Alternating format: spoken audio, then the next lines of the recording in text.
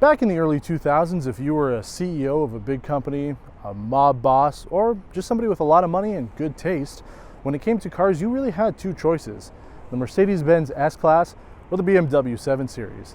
Today, we're looking at both of those cars. We've got a 2000 Mercedes-Benz S500 and a 2001 BMW 740iL. Both of these are long wheelbase cars, both of these are V8s, and we're going to be showing you what makes these different and which you should buy if you're in the market for a 17-year-old luxury flagship.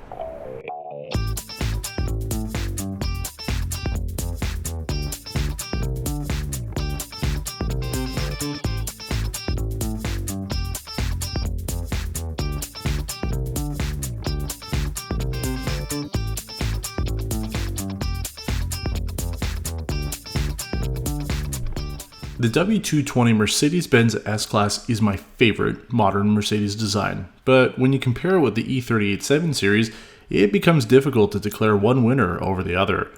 The Mercedes is rounded with flowing lines from the front of the car to the rear, whereas the BMW is blocky with harsh bumpers. The taillights on the S-Class are unmistakable Mercedes, with the same design language that could be found in the W203 C-Class, another one of my all-time favorites. The S-Class came in three configurations here in North America: the S430, S500, and S600, whereas the 7 Series came as a 740iL or 750iL.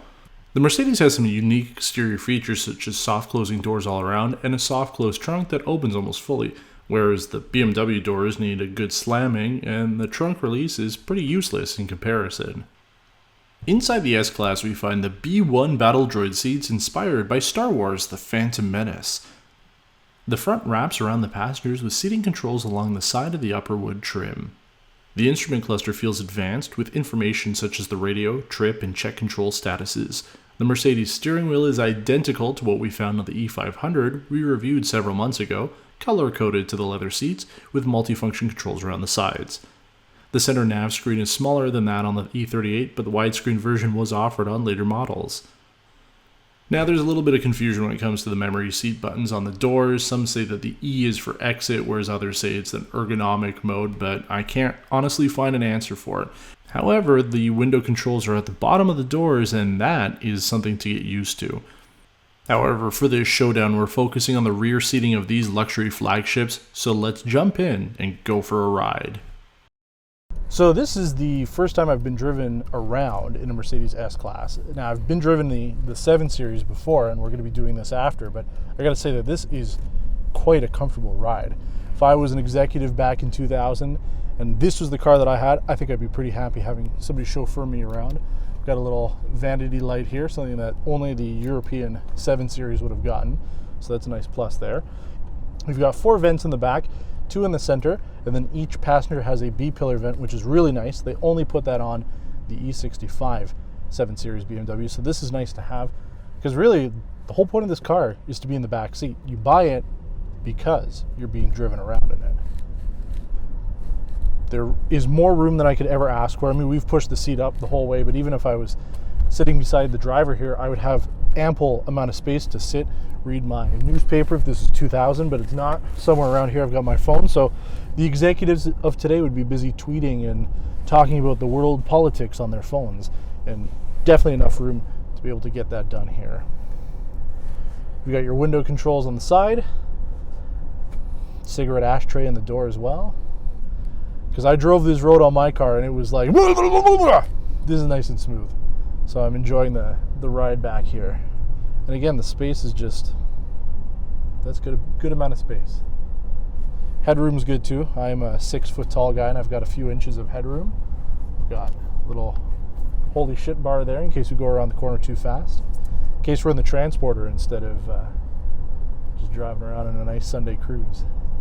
When you're looking at a car like this, most of the people who are looking at picking one of these up probably have kids, just like myself.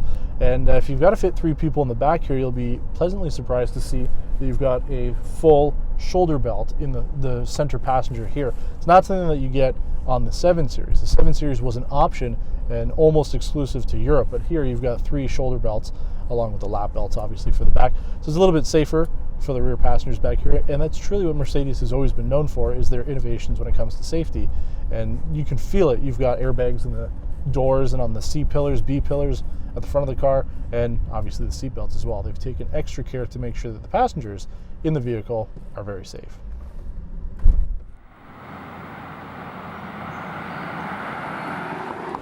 When you consider the E38 came out 4 years before the W220, I feel that the E38 looks a lot more modern and luxurious. Yeah, it's boxier than the Mercedes, and both have aged very well over the past 2 decades, but the 7 Series has a presence that the S-Class just narrowly misses. Maybe I've just gotten used to the design after owning it for a year and a half, but I really feel the E38's interior space is better designed. The window and door controls are located where they should be, and the rear seating area has some more creature comforts over the S-Class. So let's go for another ride and see how the BMW fares in our luxury flagship showdown. So this is really only the second time that I've been driven in my own 7 Series here, and just like the S-Class, like, it's really smooth. You've got tons of room back here in the car. But we're going to talk about a little bit of the differences that come with this car. Now, we took a look at the MSRP back in 2000, 2001 when these cars were new, and because the S500 had the bigger engine, it was more money, but it's the base model. So it was more money than my 7 Series, but you actually got a lot less for it. In this car, we've got the sunshades that go up on both sides and the rear windshield here.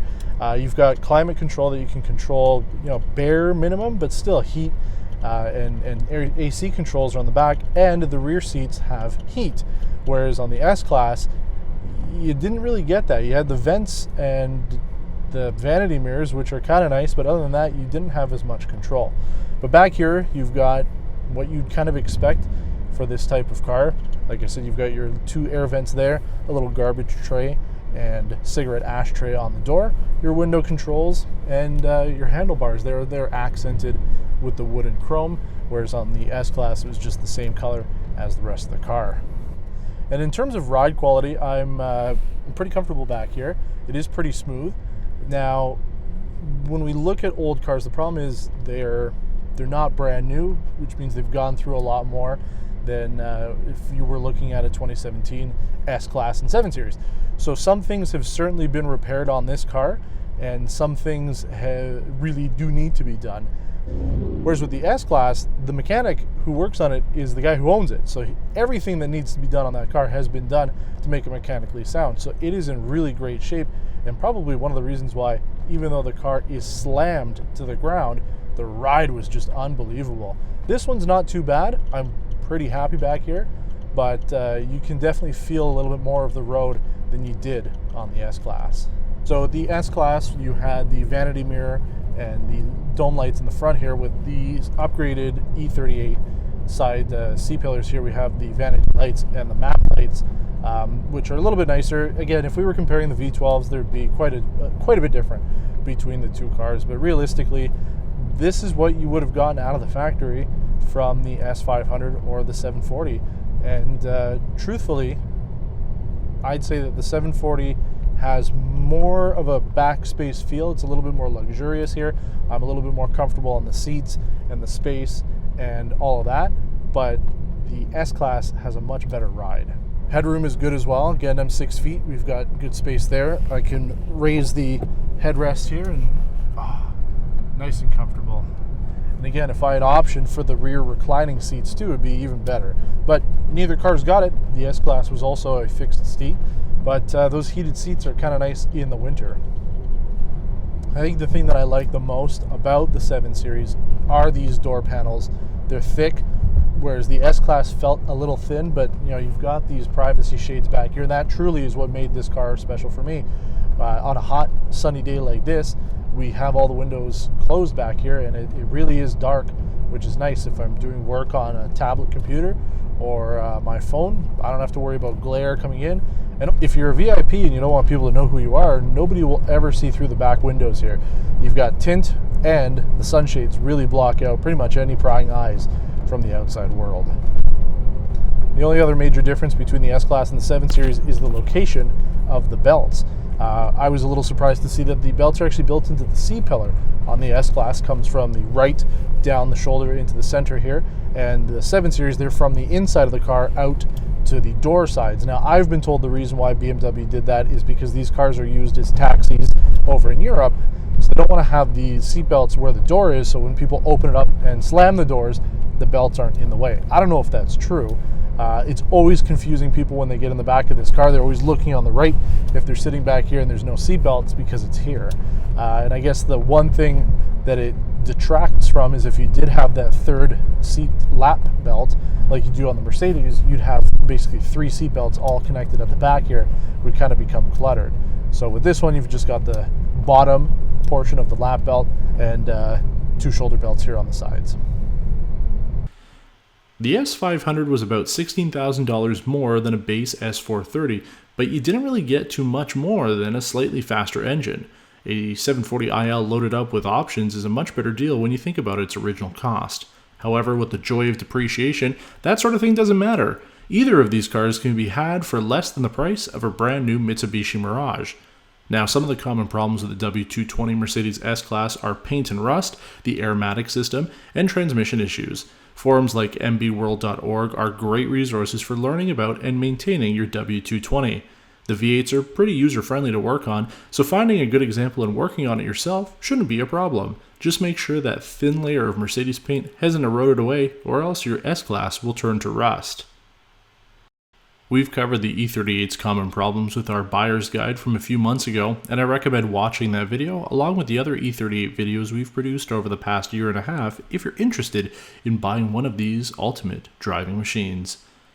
After spending a bit of time with the S-Class and being able to objectively compare it with my car, I still feel I made the right decision with the 7 Series.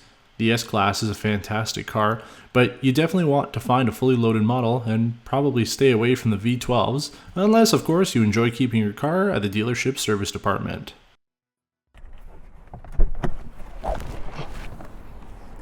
Well, there you have it. That's our review of these 2 luxury flagship cars. I really hope that you've enjoyed this comparison video. And if you have any questions on either one of these cars, as always, please leave a comment below. And don't forget to subscribe to our channel. Your support helps us make this show possible. Until next time, take care.